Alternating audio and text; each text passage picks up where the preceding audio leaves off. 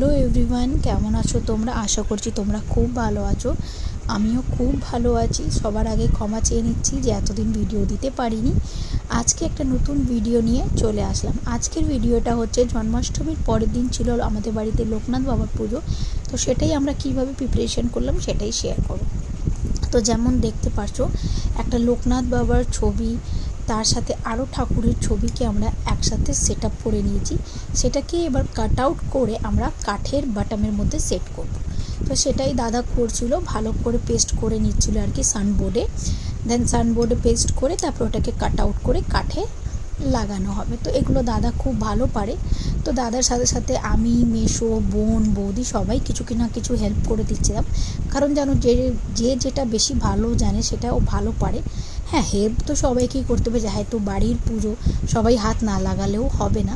তো আমরা সবাই কিছু না কিছু যেভাবে দাদা আর কি বলে দিচ্ছিল সেভাবে আমরা কাজগুলো করছিলাম।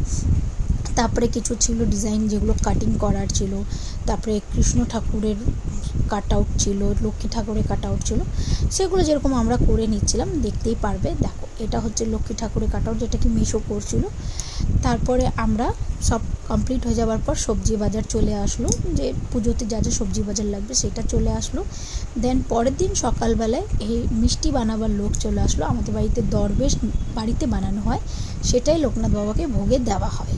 তো যদি তোমাদের ভিডিওটা ভালো লেগে থাকে অবশ্যই লাইক, শেয়ার, কমেন্ট করবে।